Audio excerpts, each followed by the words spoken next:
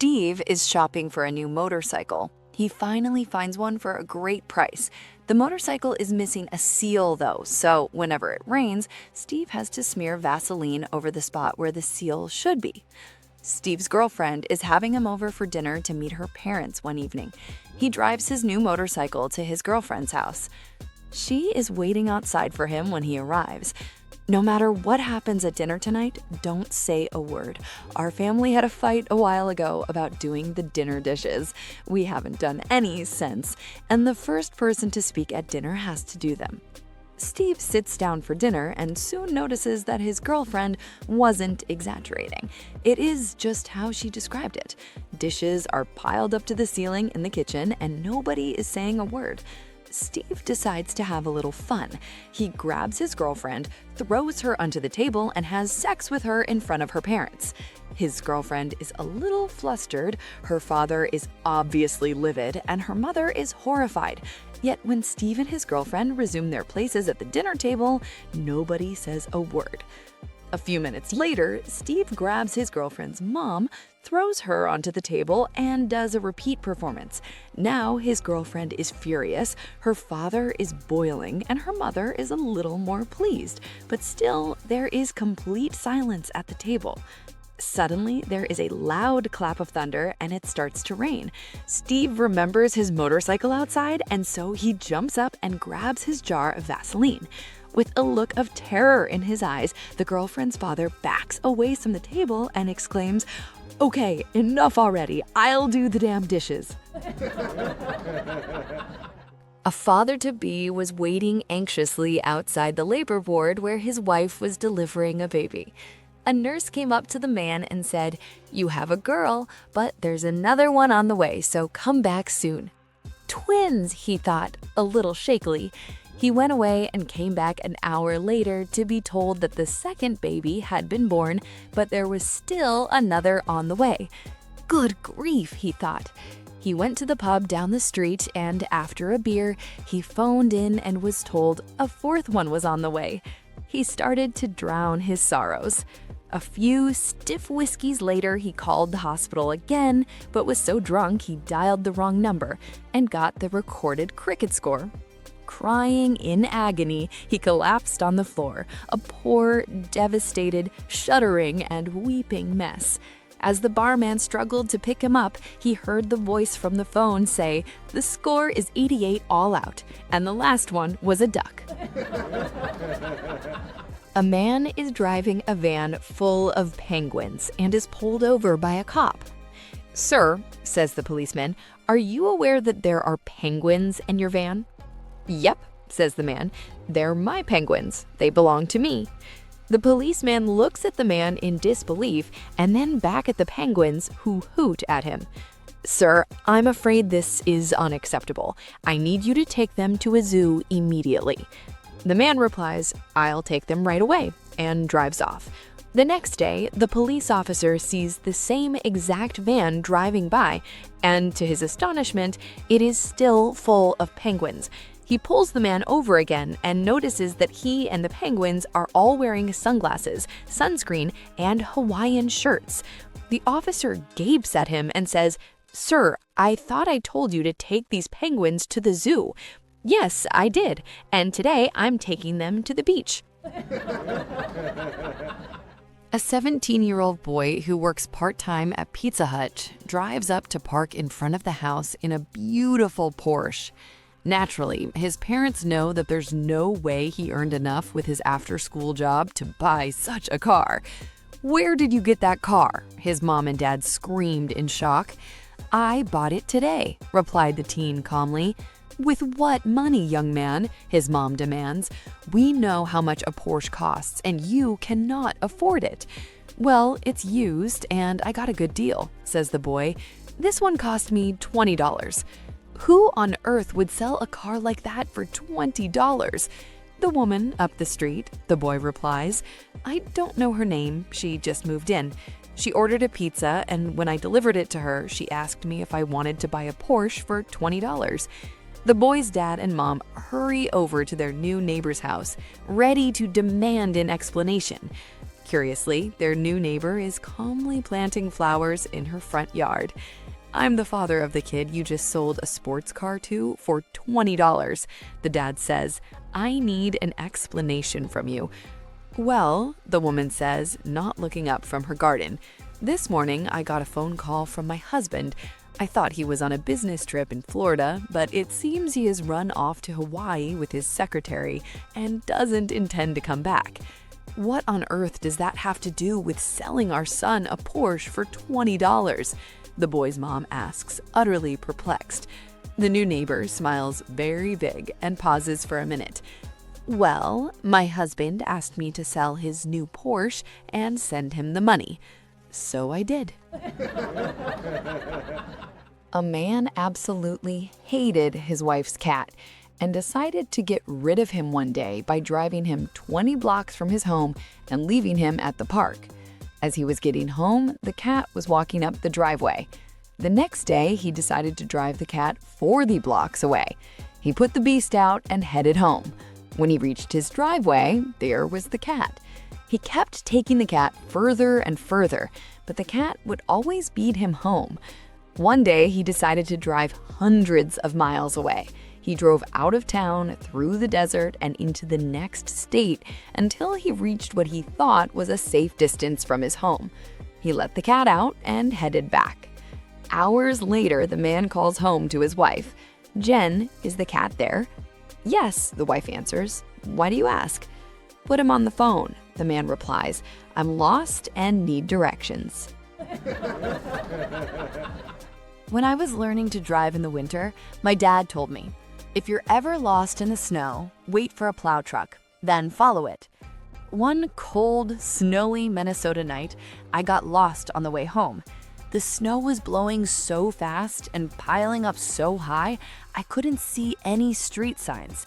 With no map in my car and a dead cell phone, I thought I might be stranded, so I pulled over to the side of the road. Then, breaking through the flurries, I saw the headlights of a plow truck in my rearview mirror. Thanking my lucky stars, I turned in and followed the truck, hopeful that it would lead me back somewhere I recognized. I followed that truck for what felt like hours. He turned left, I turned left. He'd swing to the right, and I was right on his tail. After a while, I saw brake lights from the plow, followed by four-way flashers. The plow had stopped, and I saw the driver get out and approach my car. I rolled down the window to talk to him. "Why are you following me, kid?" the plow driver asked. "Well, sir, my dad told me if I was ever lost in a snowstorm, I should wait for a plow truck and then follow it." "Well," said the plow driver, "I just finished clearing the Target parking lot. Want to follow me over to Best Buy?" While teaching a class, a teacher trying to teach good manners asked her students the following question. "Michael, if you were on a date having dinner with a nice young lady, how would you tell her that you have to go to the bathroom?" Michael said, "Just a minute, I have to go pee." The teacher responded by saying, "That would be rude and impolite. What about you, Sherman? How would you say it?" Sherman said, "I am sorry, but I really need to go to the bathroom. I'll be right back." That's better, but it's still not very nice to say the word bathroom at the dinner table. And you, little Johnny, can you use your brain for once and show us your good manners? Johnny said, "I would say, darling, may I please be excused for a moment? I have to shake hands with a very dear friend of mine who I hope to introduce you to after dinner." A girl is dared by a boy to climb the school flagpole. She bets him $5 that she can, and he agrees. She climbs all the way to the top and gets her $5. She tells her mom after school, feeling proud of her accomplishment. "Oh, honey, he just wanted you to climb the pole so he could see your underwear," she says, shaking her head. A little wiser, she returns to school the next day. This time, the boy offers her $10 to climb the pole. She thinks this is a pretty good racket, so she does. Again, after school, she tells her mom, who is, this time, a little upset. "But sweetie, remember what I said last time? He's just trying to see your underwear." The girl grins slyly and responds, "I know, that's why I didn't wear any underwear." A young man met a beautiful girl and agreed to spend the night with her for $500. So they did. Before he left, he told her that he did not have any cash with him, but that he would have his secretary write a check and mail it to her, calling the payment rent for apartment. On the way to his office, he regretted it and decided it wasn't worth the price, so he had his secretary send a check for $250 and enclosed the following note. Dear Madam, enclosed fine check in the amount of $250 for rent of your apartment. I am not sending the amount agreed upon because when I rented the apartment, I was under the impression that it had never been occupied, that there was plenty of heat, that it was small enough to make me cozy and feel at home. Last night, however, I found that it had been previously occupied, that there was no heat, and it was entirely too large. Upon receipt of the note, the girl immediately returned the check for $250 with the following note. Dear Sir, first of all, I cannot understand how you expect a beautiful apartment to remain unoccupied indefinitely. As for the heat, there is heat if you know how to turn it on. Regarding the space, the apartment is indeed of regular size, but if you don't have enough furniture to fill it, please don't blame the landlady. Please be so kind as to send a check for the full amount of $500, or I'll be forced to contact your current landlady. An extraordinarily handsome man decided he had the God-given responsibility to marry the perfect woman so they could produce children beyond comparison. With that as his mission, he began searching for the perfect woman. After a diligent but fruitless search up and down the East Coast, he started to head west. Shortly thereafter, he met a farmer who had 3 stunning, gorgeous daughters that positively took his breath away. So he explained his mission to the farmer, asking for permission to marry one of them. The farmer simply replied, "They're all looking to get married, so you came to the right place. Look them over and select the one you want." The man dated the first daughter. The next day, the farmer asked for the man's opinion. "Well," said the man, "she's just a wee bit, not that you can hardly notice, but pigeon-toed." The farmer nodded and suggested the man date one of the other girls. So the man went out with the second daughter. The next day, the farmer again asked how things went. "Well," the man replied, "she's just a wee bit, not that you can hardly tell, cross-eyed." The farmer nodded and suggested he date the third girl to see if things might be better. So he did. The next morning, the man rushed in exclaiming, "She's perfect, just perfect. She's the one I want to marry." So they were wed right away. Months later, the baby was born. When the man visited the nursery, he was horrified. The baby, while cute, had the ugliest face he had ever seen. He rushed to his father-in-law asking how such a thing could happen, considering the parents. "Well," explained the farmer, "she was just a wee bit, not that you could hardly tell, pregnant when you met her." Once upon a time, in a village, a man appeared and announced to the villagers that he would buy monkeys for $10 each. The villagers, seeing that there were many monkeys around, went out to the forest and started catching them. The man bought thousands at $10, and as the supply started to diminish, the villagers stopped their effort. He further announced that he would now buy at $20. This renewed the efforts of the villagers, and they started catching monkeys again. Soon, the supply diminished even further, and people started going back to their farms. The offer increased to $25 each, and the supply of monkeys became so little that it was an effort to even see a monkey, let alone catch it. The man now announced that he would buy monkeys at $50. However, since he had to go to the city on some business, his assistant would now buy on behalf of him. In the absence of the man, the assistant told the villagers, "Look at all these monkeys in the big cage that the man has collected. I will sell them to you at $35, and when the man returns from the city, you can sell them to him for $50 each." The villagers rounded up all their savings and bought all the monkeys. They never saw the man nor his assistant, only monkeys everywhere. Now you have a better understanding of how the cryptocurrency market works. A traveling salesman whose car has broken down goes to the door of the closest farmhouse. The farmer says, "You can spend the night, but you'll have to share a room with my daughter." The daughter, a gorgeous 20-something, winks at him over her father's shoulder. "Oh, I don't mind that," exclaims the salesman. "Just one thing," says the farmer. "No funny business. If you touch her, I'll kill you." "Oh, no, sir," says the salesman. "You can count on me." Just to be safe, the farmer builds a wall of eggs between the two beds in the daughter's room. To get through, one of them would have to break them. However, in the middle of the night, the salesman can no longer control himself, busts through the eggs, and he and the willing farmer's daughter spend some passionate time together. They break all the eggs in the process. When they're done, they spend the rest of the night piecing the eggs back together one by one and rebuilding the wall. They couldn't get the yolks in, so they just glued the shells together and threw away the rest. So there was a wall of empty eggs. The next morning, the farmer goes to his daughter's room and takes a couple of eggs to the kitchen to make breakfast. However, all the eggs he tries turn out empty. When the salesman wakes up, he goes down and is surprised to find the farmer staring out the window at his chickens, holding a shotgun. "What are you doing?" asks the man. The farmer continues to stare.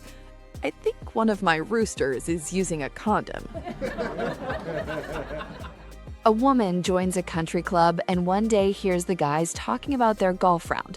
She says, "I played on my college's golf team. I was pretty good. Mind if I join you next week?" No one wants to say yes, but they're on the spot. Finally, one man says, "Okay, but we start at 6:30 a.m. He figures the early tea time will discourage her. The woman says this may be a problem and asks if she can be up to 15 minutes late. They roll their eyes but say, "Okay." She's there at 6:30 a.m. sharp and beats all of them with an eye-opening 2-under-par round. She's fun and pleasant, and the guys are impressed. They congratulate her and invite her back the next week. She smiles and says, "I'll be there at 6:30 or 6:45. The next week, she again shows up at 6:30 sharp, only this time she plays left-handed. The three guys are incredulous as she still beats them with an even par round, despite playing with her offhand. They're totally amazed. They can't figure her out. She's very pleasant and a gracious winner. They invite her back again, but each man harbors a burning desire to beat her. The third week, she's 15 minutes late, which irritates the guys. This week, she plays right-handed and narrowly beats all three of them. The men grumble that her late arrival is petty gamesmanship on her part. However, she's so charming and complimentary of their strong play, they can't hold a grudge. This woman is a riddle no one can figure out. After the game, they decide to have a couple of beers in the clubhouse. Finally, one of the men asks her, "How do you decide if you're going to golf right-handed or left-handed?" The lady blushes and grins. "Well, I'm ambidextrous," she replies. "I like to switch back and forth. When I got married after college, I discovered my husband always sleeps in the nude. Right before I leave in the morning for golf practice, I pull the covers off him. If his willy points to the right, I golf right-handed. If it points to the left, I golf left-handed." The guys think this is hysterical and burst into laughter. Astonished at this bizarre information, one of them asks, "What if it's pointing straight up?" "Then I'm 15 minutes late." A traveling salesman whose car has broken down goes to the door of the closest farmhouse. The farmer says, "You can spend the night, but you'll have to share a room with my daughter." The daughter, a gorgeous 20-something, winks at him over her father's shoulder. "Oh, I don't mind that," exclaims the salesman. "Just one thing," says the farmer. "No funny business. If you touch her, I'll kill you." "Oh, no, sir," says the salesman. "You can count on me." Just to be safe, the farmer builds a wall of eggs between the two beds in the daughter's room. To get through, one of them would have to break them. However, in the middle of the night, the salesman can no longer control himself, busts through the eggs, and he and the willing farmer's daughter spend some passionate time together. They break all the eggs in the process. When they're done, they spend the rest of the night piecing the eggs back together one by one and rebuilding the wall. They couldn't get the yolks in, so they just glued the shells together and threw away the rest. So there was a wall of empty eggs. The next morning, the farmer goes to his daughter's room and takes a couple of eggs to the kitchen to make breakfast. However, all the eggs he tries turn out empty. When the salesman wakes up, he goes down and is surprised to find the farmer staring out the window at his chickens, holding a shotgun. "What are you doing?" asked the man. The farmer continues to stare. "I think one of my roosters is using a condom." My wife walked in on me while I was watching some adult entertainment. In a panic reflex, I instantly changed to a random channel, the fishing channel. She stood there for a moment, glanced at the screen, then smirked and said, "You should stay on the adult channel. At least you know how to fish." A man went out drinking one night and came home very late and very intoxicated. When he arrived at home, his wife was waiting up for him. "Where have you been?" she demanded. "I don't know," he said, "but it had red velvet wallpaper and gold-plated urinals." Then he passed out. As he lay there on the floor, his wife became curious about where he might have been, so she started making phone calls to some of the local bars. "Hello, Dewdrop Inn. Hi, I have a question for you. Does your establishment have red velvet wallpaper?" "No, ma'am, we don't." "Okay, thanks." She called another. "Good evening, Ted's Tap. Hi, does your bar have red velvet wallpaper?" "Why, yes, we do." "Do you have gold-plated urinals?" "Sorry, but no." "All right, thank you." She decided to try one more. "Louis Lounge? Do you have red velvet wallpaper?" "We do." "How about gold-plated urinals?" There was a pause, then in the background she heard someone say, "Hey, Charlie, I think we found the guy who peed in your saxophone." Two couples were playing a round of poker one summer night when one of the husbands, Bob, accidentally dropped a few of his chips on the floor. As he bent down to retrieve them, he couldn't help but notice that Jay's wife, Kate, was touching him with her foot in a very obvious way. Later, Bob went into the kitchen to get some refreshments. Kate followed him and asked, "Do you like what you see?" Surprised by her boldness, Bob courageously admitted that, well, yes, he did. She said, "You can have it, but it will cost you $10,000. After taking a minute or two to assess the financial and moral costs of this offer, Bob indicated that he was indeed interested. She told him that since her husband Jay works Friday afternoons and Bob doesn't, Bob should be at her house around 2 p.m. Friday afternoon. When Friday rolls around, Bob shows up at Jay's house to make love to Jay's wife at 2 p.m. sharp, and after paying her the agreed-upon $10,000. They go to her bedroom and have a great time, just as Kate had promised. Afterwards, Bob quickly dresses and leaves. As was his habit, at 6 p.m., Jay returned home from work. Upon entering the house and encountering his wife, he asked loudly, "Did Bob come by with my money?" With a lump in her throat, his wife answered, "Oh yeah, he did stop by here for a few minutes this afternoon." Her heart nearly skipped a beat when Jay curtly asked, "And did he give you $10,000? In terror, she assumed she'd somehow been found out, and after mustering up her best poker face, she replied, "Well, yes, in fact, he did give me $10,000. Jay, with a satisfied look on his face, surprised Kate by saying, "Good, I was hoping so. Bob came by my office last night and borrowed $10,000 from me. He promised me he'd stop by this afternoon on his way home and pay me back." A blonde in her Corvette convertible passes a policeman at high speed. He immediately flips on his lights and gives chase. She careens at a corner and knocks over a mailbox, then jumps the sidewalk, sending pedestrians scrambling for safety. She gets back onto the road and approaches a red light with traffic stopped, but swerves into the opposite lane, crossing the double yellow line, passes the stopped traffic, runs the red light, and then takes a hard right turn, just missing a woman crossing with a baby stroller. Then, as she proceeds at a high speed down the next street, she suddenly sees a parking spot and makes a hard turn into it, but does not brake fast enough. She plows into the car parked ahead and sets off her airbags. The policeman finally catches up, gets out, and runs to her car as she opens the door, struggling to get out from under the inflated airbags. The policeman shoves them aside and takes her by her arm to get her out when suddenly he realizes she is totally naked from head to toe. Stunned, he asks, "Why are you totally naked?" "Oh, thank God," she replies. "I thought you were going to ask me about my driving." A retired man purchased a home near a high school. He spent the first few weeks of his retirement in peace, then the new school year began.